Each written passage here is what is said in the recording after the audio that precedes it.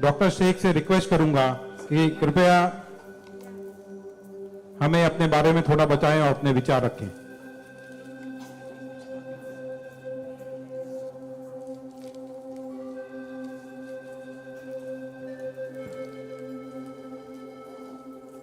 सबसे पहले तो मैं अल्लाह रब्बुल इज़्ज़त की बहुत ज़्यादा शुक्रगुजार हूँ कि उसने मुझे इतनी इज़्ज़त दी और इस मकाम तक पहुँचाया कि मैं अपनी लाइफ के जो फैक्ट्स हैं, जो जर्नी में आपके साथ शेयर कर सकूँ। मैं बहुत ज़्यादा शुक्रगुजार हूँ भारत विकास परिषद की प्रेसिडेंट सुनील शाह की, और उससे ज़्यादा शुक्रगुजार हूँ यहाँ पे हमारे प्यारे डॉक्टर अनिल मुरारका सर की, जिनके सपोर्ट की वजह से हम बहुत सारी जगह पे जाते हैं और लोगों को मोटिवेट करते हैं। और जितना डॉक्टर अनिल मुरारका सर एक डिसेबिलिटी को लेकर जितना कंसर्न्ड है, उतना मैंने किसी को नहीं देखा। तो I really thankful for him for that. 2008 मैंने अपना 10th क्लियर किया था। मैंने टॉप किया था पूरे जोगेश्वरी में विथ 92.15% लेकर, और मेरा ख्वाब था कि मैं डॉक्टर बनूं और लोगों को सर्व करूं। मैं मिडिल क्लास से ताल्लुक़ रखती हूँ। मेरे जो अब्बू हैं वो वेजिटेबल वेंडर हैं, तो हमारे घर पे बहुत फाइनेंशियली प्रॉब्लम थी। तो मेरा बस एक ख्वाब था कि मैं डॉक्टर बनूं, लोगों की हेल्प करूं, और उसके लिए मैंने साइंस में एडमिशन लिया। देन 11 साइंस जब मैंने एडमिशन लिया, मेरा कॉलेज बांद्रा में था और मेरा घर जोगेश्वरी में। मैं रोज़ लोकल ट्रेन से ट्रैवल करती थी Jogeshwari to Bandra. 7 October 2008 that was the day जब मैं कॉलेज से घर वापस आ रही थी। मेरे सेमेस्टर चल रहे थे उस वक्त, और सुबह 10 बजे का वक्त था। 10 बजे, आप सब लोग मुंबई से बिलोंग करते हैं, सबको पता है लोकल ट्रेन में बहुत रश आर होता है। वो ट्रेन जब अंधेरी से निकली, मैं अपनी सीट से उठी और मुझे नेक्स्ट स्टेशन मेरा जोगेश्वरी था, मुझे वहाँ उतरना था। लेकिन मेरे सीट से उठने और स्टेशन के आने तक के बीच में वो एक लम्हा था जिसमें मेरी पूरी ज़िंदगी बदल गई। मैं जब सीट से उठी, उसके नेक्स्ट मोमेंट मैंने अपने आप को ट्रेन की पटरियों के नीचे पाया, और जब मेरी आंखें खुली तो वही ट्रेन जिसमें मैं ट्रैवल कर रही थी वो मेरी आंखों के ऊपर से बहुत तेजी से गुजर रही थी। एक लम्हे को लगा कि मैं कोई ख्वाब देख रही हूँ, लेकिन जब ट्रेन पूरी तरह से मेरे पैरों से गुजर गई, मैं वहाँ हेल्पलेस थी। और जब बहुत दूर जाके किसी ने चेन रोकी, वो ट्रेन रुकी, और उस ट्रेन को रुकता हुआ देखकर मुझे एहसास हुआ कि मैं कोई ख्वाब नहीं देख रही हूँ, मैं सच में ट्रेन से गिर चुकी हूँ, और मैंने अपनी दोनों टांगे उस ट्रेन के पहियों के नीचे आ गई है जिसमें मैं ट्रैवल कर रही हूँ। वो पूरी 12 डब्बे की ट्रेन मेरे पहियों से गुजर गई, किसी ने चेन रोकने की हिम्मत नहीं की। और मैं जब वहाँ गिरी तो लोगों ने मुझे देखा, और 10-15 मिनट बाद काफ़ी लोग आए, मेरे आसपास खड़े हो गए। मेरे पास सेल फोन नहीं था। मैंने अपनी बैग से उस वक्त डायरी निकाली, मैंने लोगों को फरियाद की, बहुत रिक्वेस्ट की, बहुत रोया वहाँ पर कि मेरे घर पे एक फ़ोन कॉल करके बता दो कि मैं यहाँ पे हेल्पलेस पड़ी हूँ विथ हैवी ब्लीडिंग, मेरे बचने की कोई चांस नहीं है। एटलीस्ट मेरे घर वालों को पता होना चाहिए कि मैं यहाँ पे इस हालत में हूँ, मुझे लावारिस लाश बन के नहीं मरना है। बट उस वक्त मैं यही कहूँगी कि अल्लाह ताला की मसलहत थी। अल्लाह ताला उस वक्त जो मेरी तकदीर में था, किसी ने मेरी हेल्प नहीं की, और मैं वहाँ पे 30 मिनट ऑलमोस्ट मैं ट्रैक पर विथ हैवी ब्लीड, मेरे दोनों पैर ट्रेन के पहियों के नीचे आ गए थे। मैं उसी हालत में पड़ी रही और मैं कॉन्शियस थी। मैं बस लोगों के सामने रो रही थी कि मुझे कोई पानी पिला दो, कोई घर वालों को कॉल कर दो, लेकिन किसी ने हेल्प नहीं की। And after 30 minute I got railway help. Then मुझे गवर्नमेंट हॉस्पिटल लेकर जाते हैं, वहाँ पर भी कुछ ओटी स्ट्राइक होता है, मुझे फौरी ट्रीटमेंट नहीं मिलता है। एंड देन मेरा एक्सीडेंट सुबह 11 बजे होता है और मुझे 6 बजे जब मेरी फैमिली प्राइवेट हॉस्पिटल लेकर जाती है, then I got a treatment. And उसके बाद 16 साल की थी मैं जब मेरे साथ ये एक्सीडेंट हुआ। आप समझ सकते हैं 16 साल की उम्र में 1 मिनट में मेरे 2 पैर कट गए थे, मैं डिसेबल हो गई थी, मैं हेल्पलेस हो गई थी, मैं खुद से उठ नहीं पा रही थी, ना बैठ पा रही थी, ना एक तरफ से दूसरी जगह मूव हो पा रही थी। मैं मेंटली डिसेबल हो गई थी, फिजिकली डिसेबल हो गई थी और फाइनेंशियली कंडीशन भी काफ़ी वीक थी। वो सारी चीज़ें मेरे दिमाग में चल रही थी और जब लोग मुझे देखने आते थे तो कुछ लोग हमदर्दी में नेगेटिव कमेंट्स भी करते थे कि 16 साल की बच्ची है, 2 पैर खो दिए हैं, सारी जिंदगी माँ बाप के ऊपर बोझ रहेगी, ये जिंदा क्यों है, इससे अच्छा ये मर जाती। ये सारी बातें लोग आके जब मेरे सामने करते तो मेरे जहन में वो सारी बातें चलती कि सीरियसली मुझे अल्लाह ने जिंदा क्यों रखा, जब मुझसे दोनों पैर ही लेने थे 16 साल की उम्र में, मैं खुद से मूव नहीं कर सकती हूँ। मेरी मम्मी को इतना सब कुछ झेलना पड़ रहा है। जिस उम्र में मुझे अम्मी की हेल्प करनी चाहिए उस उम्र में वापस से मम्मी मुझे गोद में उठाकर लेकर जा रही है, वापस से मेरी खिदमतें कर रही हैं। तो मेरी जिंदगी का मकसद क्या है, मुझे दोबारा जिंदगी क्यों दी अल्लाह ने। मैं बहुत शिकायतें करती थी अल्लाह से, मैं बहुत रोती थी, लेकिन उस मुश्किल वक्त में मेरे कॉलेज, मेरे स्कूल टीचर्स और बहुत से ऐसे नेक बंदे भी थे जिन्होंने मुझे हौसला दिया। उनमें सबसे पहले मेरी फैमिली आती है, मेरी बड़ी सिस्टर की फैमिली आती है। मेरी मम्मी ने मुझे एक जुमला कहा जो जिंदगी भर और मैं हर फंक्शन में बोलती हूँ, वो कि बेटा तुम रो मत, तुम्हारे साथ आज जो ये हादसा हुआ है, अल्लाह ने तुमसे सिर्फ 2 पैर लिए हैं, तुम्हारे पास तुम्हारा दिमाग है, तुम इतनी फास्ट ट्रेन से गिरी हो, तुम्हारे सर पे चोट लग सकती थी, तुम्हारी जान जा सकती थी, लेकिन अल्लाह ने सिर्फ तुमसे 2 मामूली पैर लिए हैं। क्या पता फ्यूचर में तुम्हारे लिए बहुत कुछ रखा हो। तब मुझे बातें उनकी समझ नहीं आती थी, लेकिन अल्हम्दुलिल्लाह अल्लाह का लाख लाख शुक्र है कि आज इस मौके पर जब लोग मुझे एज अ इंस्पिरेशन समझते हैं, एक आइडियल करते हैं, तो मुझे समझ में आता है कि मेरी अम्मी सच बोलती थी कि हौसला रखो, सिर्फ 2 टांगे गई है। आज मैं जब अपने प्रोस्थेटिक लेग से चलती हूँ तो लोगों को पता नहीं चलता कि मेरे पास 2 पैर नहीं है, मेरा एक पैर थाइस के पास से नहीं है, दूसरा नी के पास से नहीं है, बट लोगों को ये अंदाजा नहीं होता है। तो बस मेरी अम्मी ने जो एक बात कहा था कि अल्लाह पे यकीन रखो बच्चा, तुम्हारे साथ जो हो रहा है और जो होगा वो सब अल्लाह ने प्लान किया हुआ है, तुम बस हिम्मत मत हारो कभी भी, और बस डटे रहो अपने जुनून के पीछे कि तुम्हें डॉक्टर बनना है। तुम्हारी 2 टांगे नहीं तो क्या हुआ, तुम्हारे पास दिमाग है, तुम ज़हीन हो, तुम आगे बढ़ो। और क्या पता तुम आगे लोगों को आइडियलाइज कर, लोग तुम्हें आइडियलाइज करें इस चीज को लेके। मेरे doctor Sanjay Kantharia, orthopaedic surgeon, उन्होंने सबसे ज्यादा सपोर्ट किया इस बात को लेकर कि तू डॉक्टर बन।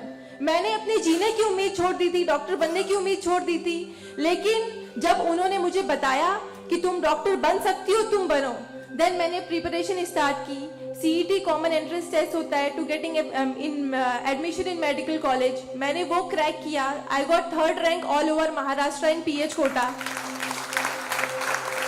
एंड आफ्टर दैट मुझे बहुत खुशी हुई कि मैंने 3rd रैंक क्लियर किया है। Now I got admission, I will get admission in MBBS।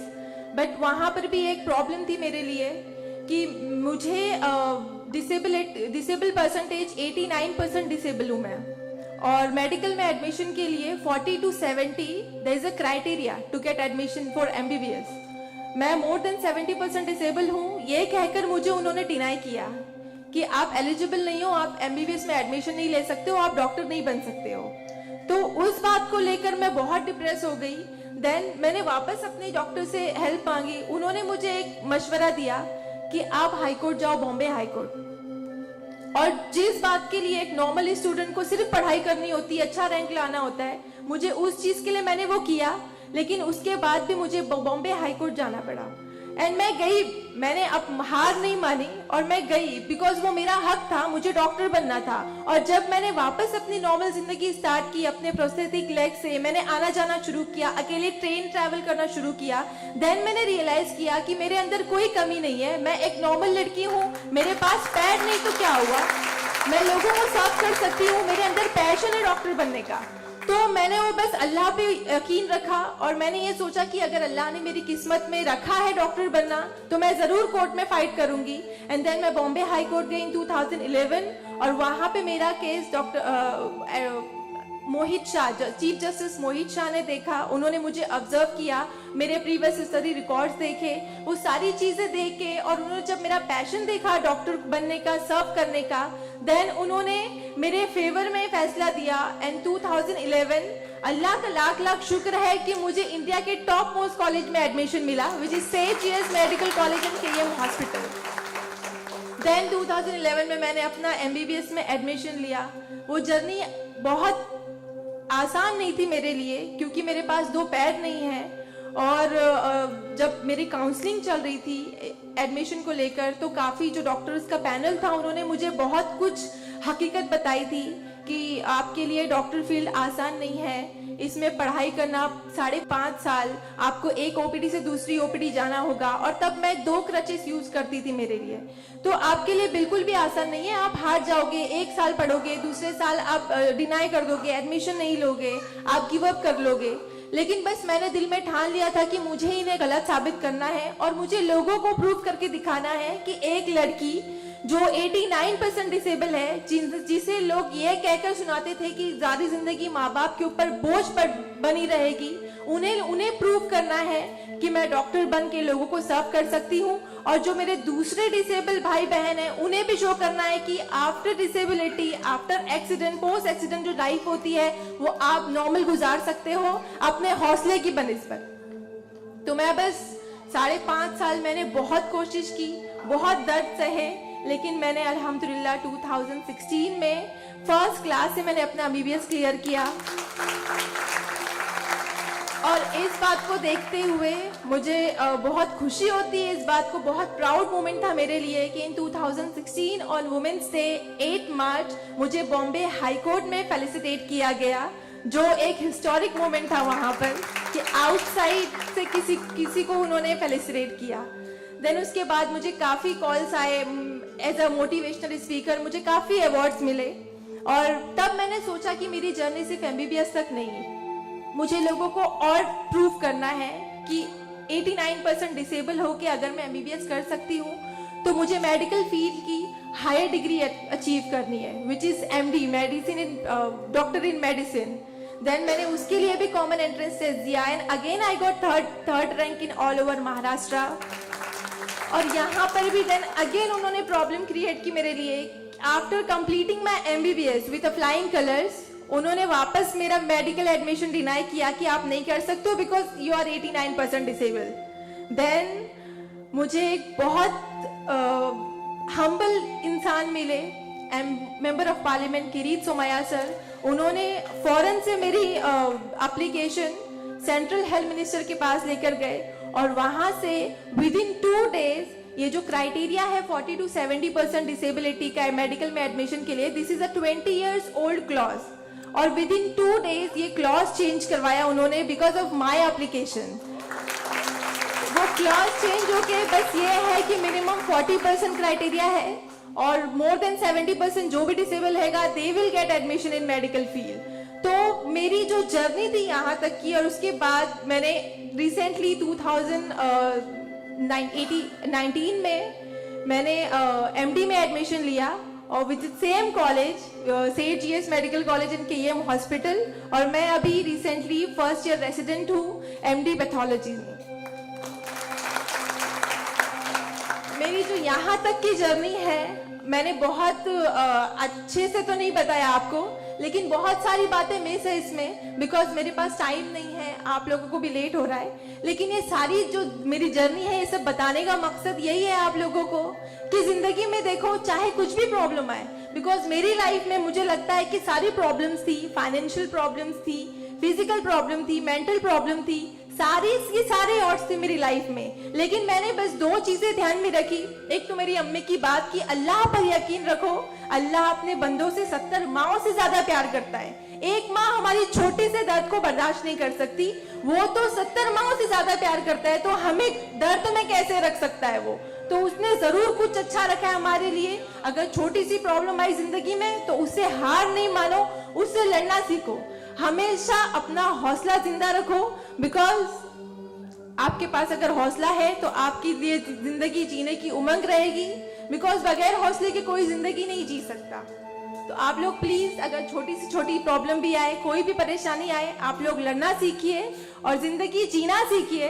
Because मेरे एक्सीडेंट के बाद मुझे लगा मैं इतनी सारी कोशिशें नहीं करती तो मैं आज यहाँ पर खड़ी होके एज अ डॉक्टर आप लोगों से इंटरेक्ट नहीं हो रही होती। तो बस कभी भी हार मत मानिए। और ये एक शेर है आप सबके लिए, हौसले की तुर्कश में कोशिश का वो तीर जिंदा रख। तरकश मतलब जिसमें तीर रखते हैं। हौसले की तरकश में कोशिश का वो तीर जिंदा रख। हार चाहे जिंदगी में सब कुछ, हार जा चाहे जिंदगी में सब कुछ, मगर फिर भी जीतने की उम्मीद जिंदा रख। Thank you so much, thank you all of you मुझे इतने अच्छे से सुनने के लिए। और मैं बहुत ज़्यादा थैंकफुल हूँ डॉक्टर अनिल सर की और भारत विकास परिषद की कि उन्होंने मुझे इतना सुनहरा मौका दिया आप लोगों से इंटरैक्ट का। Thank you. धन्यवाद।